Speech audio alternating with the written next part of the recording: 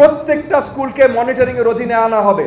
So কোনো school নিবন্ধন ব্যতীত আগামী দিনগুলোতে থাকতে পারবে না, এবং এটা রিলেটেড খুব শক্ত নীতিমালা আমরা তৈরি করছি।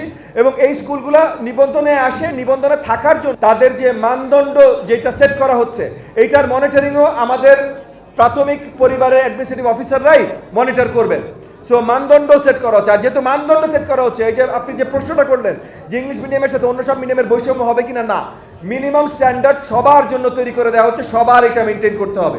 যদি মেনটেন করতে না পারে তখন ওই স্কুলের রেজিস্ট্রেশন প্রশ্নবিদ্ধ হবে।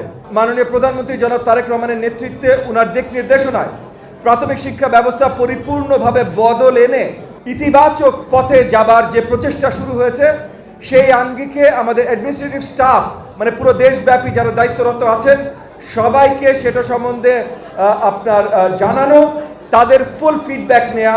কারণ ইতিমধ্যে অনেক ধরনের পলিসিগত কাজ শুরু হয়েছে। স্কুল মনিটরিং কিভাবে হবে, স্কুল মনিটরিং কোন স্কুলগুলো মনিটরড হবে, শুধুমাত্র সরকারি প্রাথমিক শিক্ষাগতগুলো বিদ্যালয়গুলো মনিটরড হবে না, সকল বেসরকারি প্রাথমিক বিদ্যালয় মনিটরড হবে। কি আঙ্গিকে মনিটরড হবে, টিচার পলিসি কি হবে, অ্যাডমিনিস্ট্রেটর পলিসি কি হবে, কারিকুলাম কিভাবে চেঞ্জ আসবে, টেকনোলজি অন্তর্ভুক্ত কিভাবে হবে, নতুন ক্লাসরুমগুলোর চেহারা কেমন হবে, অবকাঠামোগুলো তৈরি কিভাবে হবে, বাথরুম কি হবে, ক্লাসরুম কি হবে, ক্লাসরুমের ফার্নিচার কি হবে, এই সব কিছু নিয়ে সামনে অনেক ইতিবাচক বদল আসছে। এবং এই যে 5 বছরে মাননীয় প্রধানমন্ত্রী যে প্রমিসগুলো করেছেন জনগণের কাছে, সেই প্রমিসগুলো আমাদের প্রাথমিক শিক্ষা পরিবার 100% ইফ নট মোর ঘরে ঘরে শিক্ষার্থীদের জন্য পৌঁছে দেবে।